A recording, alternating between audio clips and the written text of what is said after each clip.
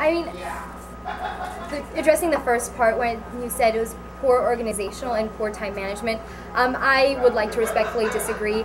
Whoever came up with that impression, I manage a lot of things in my life. I have a lot of different activities, but youth and government is, of course, at the top of my list.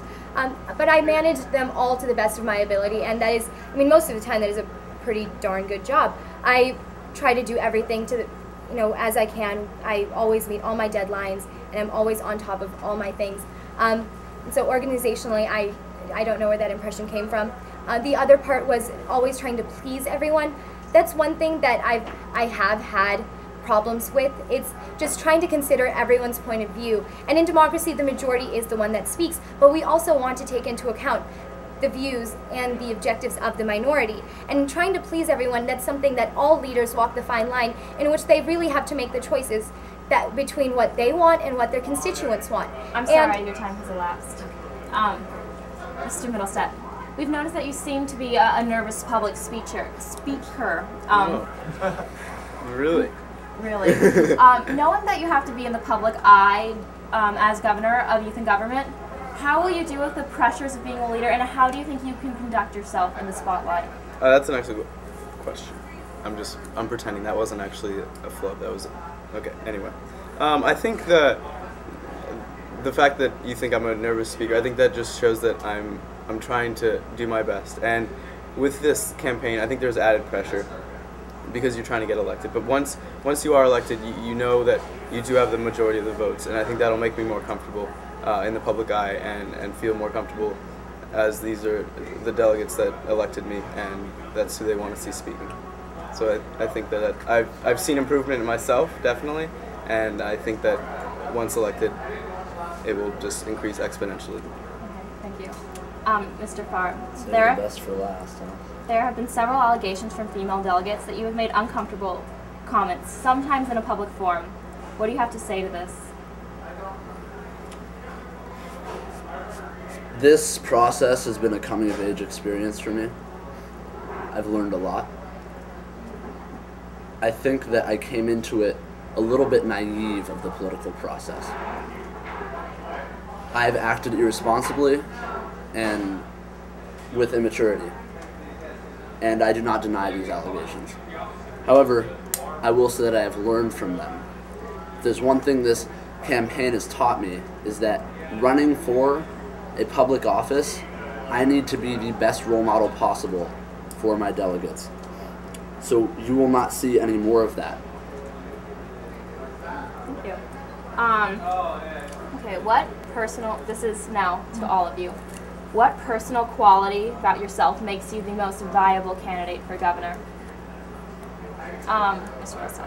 I think my openness and my approachability really sets me apart. I feel that when I see a lot of delegates in a group, I feel that the need and the desire to go up and talk to them and inquire as to what exactly they want to see in a governor, and something that I've been trying as hard as I can, because my philosophy, as I've said, is the better I get to know each and every delegate, the better qualified I am to lead them. And so I think a personal governor is very important. Someone who you can approach and share your thoughts and ideas on a more personal basis. So I think that would be my best quality. I think someone who has a lot of experience and really knows what this position is about, and I definitely know that because of my experience within statewide leadership last year when I was Forum Speaker of the Assembly within our program, going to CONA, the Conference on National Affairs over the summer, representing our state of California and our youth and government program. Those are definitely two things that I would, that set me apart from everyone else, is that I have both of these, and I really know how our program can impact the national program, and in making sure that these voices, the voices of all our delegates, are heard not only in our state capital in Sacramento, but are heard in Washington, D.C., that are heard all over the United States of America, and that's something that I would love to see happen, and that's something that I really am capable and experienced in doing. Here's one of my rebuttals. Yes. Great.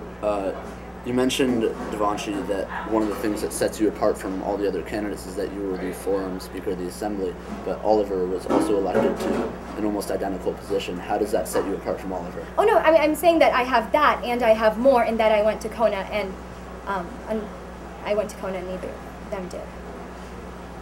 Cool. For me, the quality think that I prize the most, or I take the most pride in, is not only my approachability and the fact that you guys can come up to me at any time and I will listen to what you have to say, but my willingness to go out of my way and take initiative to hear what you have to say. Not just you can come and see me, but I'm going to go and see you, and I'll stop at nothing to do that.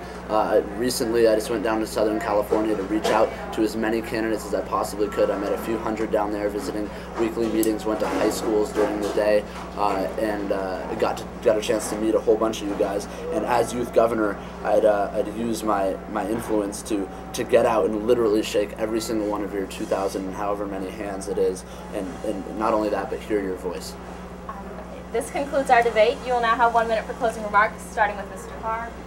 Can I add my last rebuttal onto it, so I have a minute and a half? No. Let's see. I'd like to just say that as delegates, you folks have an opportunity here, and that opportunity is to sort of go with a wild card, and that's me. I bring something to the table that I've never seen before in youth and government, and that's a concrete, specific plan for how to make this program better, a means, a what, and not necessarily just a how. If you haven't heard of that agenda, if you haven't had a chance to familiarize yourself with it, please approach me or anyone in the Berkeley delegation or anyone that you feel is supporting my campaign wearing a FAR button. They should know what I'm talking about. Unfortunately, I don't have enough time to share it with you right now, but I would love for you to see that. That's my take-home, drive-home point, and I want to have a great time with this thing, man. Give me a chance to make this program better. Brian Farr from the Berkeley delegation running for youth governor. Hi, I'm Devanshi, and I just want to say thank you for this incredible experience that I've had. I mean, I also got the chance to go to Southern California actually the week before Brian went. It was a great experience for me to really meet all those delegates everywhere, and that's something that I would love to do, is just travel the state and meet every single delegation and meet all the people, because I feel that that is something that I enjoy doing, especially when I was there a couple weeks ago. It was one of the greatest experiences of my life.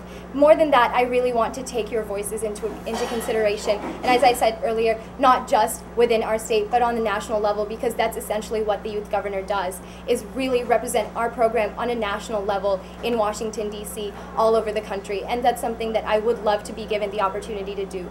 So that's it. So thank you very much. I'm Devanshi Patel, running to be your 62nd youth governor. All right, I think you guys already know my name. It's Oliver Milstead. I think something that Brian brought up is a sharp agenda, and I think that's very important.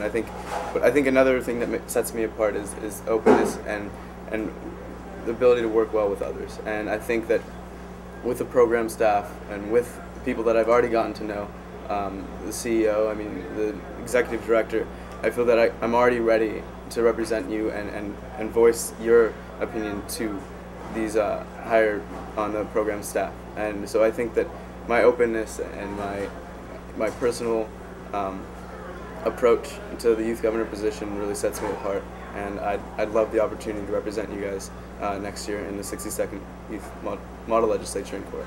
Thank you. Thank you, candidates, and thank you those watching. Thanks. This concludes our debate. Very well. That's it. Sweet. It's over, guys. Pressure's off. Thank you.